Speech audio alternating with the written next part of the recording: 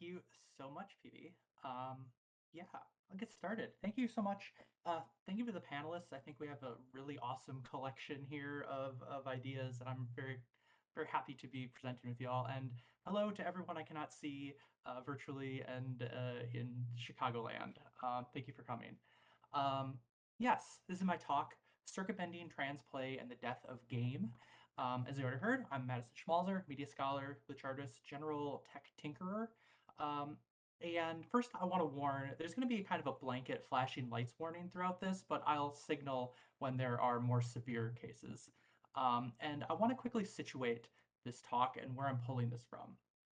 This presentation builds off a section of my upcoming collaborative book project with my co-panelist here, PB. Uh, Walls are just suggestions, but also my pedagogical work in my classroom and workshops that I run, as well as my personal media practices of circuit bending and other media breaking techniques depicted in this unflattering photo taken in my living room.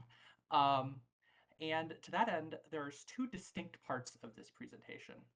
In the first, I contend with the ways that games have come to be understood culturally as stable technological systems that persist across time. I and many other media scholars argue that this understanding naturalizes technology, obscuring the ways ideologies are deeply embedded in media, shaping subjectivity and culture broadly. Gaming technologies specifically are entangled with the production of other technologies like bodies and gender. However, I'm more interested in the ways that the undoing of gaming technologies undoes our conception of all systems. Play, or more specifically transplay, I argue can short circuit systems, glitching them and allowing us to make something new out of the pieces. In the second part of my presentation, I shift to praxis. How do we do this? How might we play with and reveal the invisible ideological apparatuses of technological systems? I demonstrate an ethos of digital humanistic intervention that I call, drawing on a tradition of hands-on DIY critical making, critical breaking. And speaking of short circuiting, I will specifically be talking about circuit bending workshops I run in my media classes. So let's start with some theoretical grounding. I open with a quote from transmedia scholar Whit Powell, who says, "The study of digital games is necessarily a study of software and computers and their politics, histories, and imbrications in systems of power. To study video games," Powell contends, "we must turn to the broader technocultural landscape which games emerge within. For example, we may look to early examples of digital games that were made as demonstrations of early computers, such as William Higginbotham's Tennis for Two, made out of oscilloscopes and ad hoc controllers at the Brookhaven National Laboratories, or Steve Russell's Space War, made at MIT on PDP-1 computer. Mary Flanagan argues that these games, made as simple distractions within American research facilities and institutions, lays the groundwork for the commercial games that followed beginning in the 70s. Within them are embedded the ideological worldviews of both their designers and the environment they were created within. The game centered accuracy, strategy, laws of physics, binary combat models and outcomes, zero sum conflicts, competition, efficiency. And it is these values that framed conceptual frameworks of computers more broadly, leading to games where shooting, virtual sports, and physics based models were a natural fit for the computer as a medium. However, that's only one history we might tell. I teach classes in game and media history, and one of the main things I contend with in producing syllabi is how we trace lineages of digital media and how alternative histories reveal different things about technology and culture. We might, as Flanagan does, return to alternative narratives of the computer, perhaps one that centers the written word, as with other early computational experiments like the AI therapist Eliza or Christopher Stachy's procedurally generated love poems. This could send us through another genealogy of computation with decidedly different values, one that gives rise to interactive fiction, parser games, and, of course, Twine, and that's led to, among many other things, a culture of DIY zine making and games understood as personal and poetic pieces of writing. There are many other entwined genealogies I trace through tabletop war games, coin-op machines, gambling, performance, architecture, optical toys, and many others. But what I want to draw attention to here is the reason for doing this. One way to reveal the hidden ideologies of computational systems that have been embedded in them over time is to tell another story about how these technologies come to be. Put side by side in multiple historical trajectories, we can see that the ideologies of computational media cease to be, as Naomi Clark and Merritt Kay suggest, naturalized and invisible. Instead, they are constructed in very particular ways that simultaneously could have been otherwise, but much more importantly, already are otherwise. Anna Anthropy in Rise of the Video Game Zinesters and Stephanie Bullock and Patrick Lemieux's Metagaming both lay out precisely how this fact becomes obscured. Here I'll use the language of metagaming, what Stephanie Bullock and Patrick Lemieux call the standard metagame or invisible rules that guide play. They argue rules of play are embedded in the design, marketing, and dissemination of video games that, quote, train players to consume software in particular, often narrowly defined ways. And Anthropy dwells on some length the context of controllers, um, saying this privileges a normative or standardized body. I might extend this to say that the ideologies of contemporary video games produce normative playing bodies that sit in front of screens at prescribed distances, hold controllers in normalized ways, interact with games through approved platforms, and become gendered in very particular cultural ways. So, how do we actually do the work of revealing these historically constructed norms while also producing something new? Drawing from trans scholars like Legacy Russell, Whit Powell, Marquise Bay, Kira Barad, I might suggest that, like the body, which these scholars are concerned with, games don't exist. Or, phrase softer, games only exist so long as there are cultural and historical forces that assemble and maintain them, something that PB will be talking about. Digital games, like the computer that they're made on, have no stable ontology. They have always been shifting as the multiple genealogies suggest, and their contours are maintained by gamers who police the boundaries of what counts as a game and who should play. While gaming companies profit from controlling standardized channels of production and distribution, again, something PB will touch on, all the while keep circulating stories that there's a game here at all, when, as Whit Powell's quote that I opened with points to, there is no game, only collections of technologies imbricated in cultural histories. As an alternative to this, I suggest a framework for dismantling these cultural narratives, opening video games and all technological systems becoming so much more outside of their prescribed functionality, what I'm calling here trans play. I deploy transplay as a research methodology. Transplay is a theoretical and political intervention. It playfully undermines and frustrates attempts to capture, police, and rigidly fixed subjectivity. Transplay, at least as I conceive of it, understands technologies, rules, and bodies as contingent and open to continuous alteration.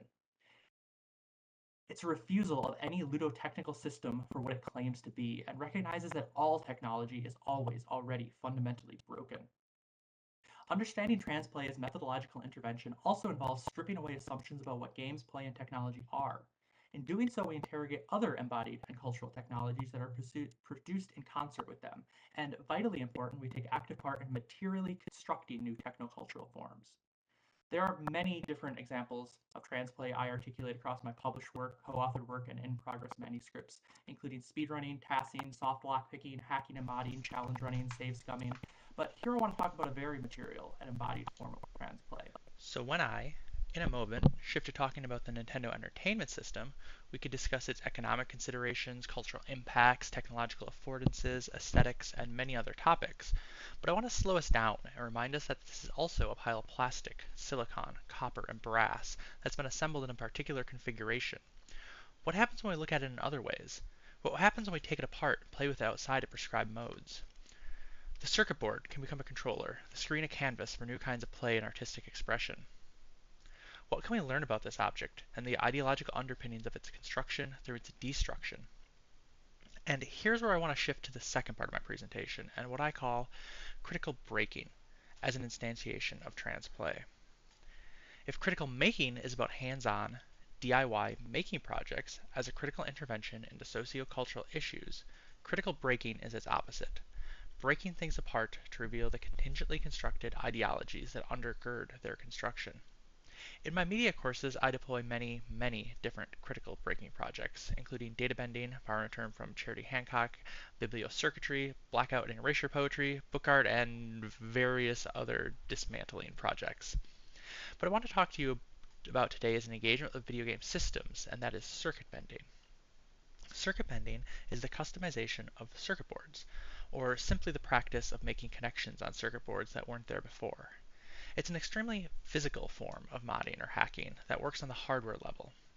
This really comes from instrument modifications. Musicians are able to hack keyboards and guitar pedals to add new features, altering sound quality and pitch, among many other things.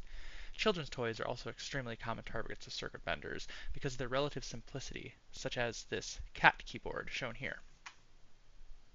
Which I actually have one sitting right next to me that I've taken apart already and plan on doing exactly what this person did to it. Um, but anyways, While this is quite popular among experimental musicians, anything can be circuit bent, including video games. Nina Belojevic, for example, created a glitch console out of a Nintendo Entertainment System, and the practice, she argues, functions as an alternative way to engage with and study video games and game consoles, leading to a more material understanding of games and resisting participation in exploitative aspects of the industry system. And I agree with this. She shows the ways that we might play with the mechanics of classic games like Mario and Tetris by funneling the game's operational code through areas of the circuit board not meant to process that data, creating unexpected, alien reimaginings of games that have become so familiar. Nina achieves this through what we might call hard bending, that is, soldering different points on the circuit board and adding switches to toggle them on and off.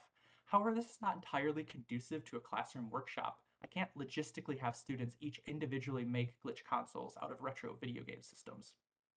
So I engage soft bending, which, as I will discuss, has some unique advantages both practically and in the context of transplay.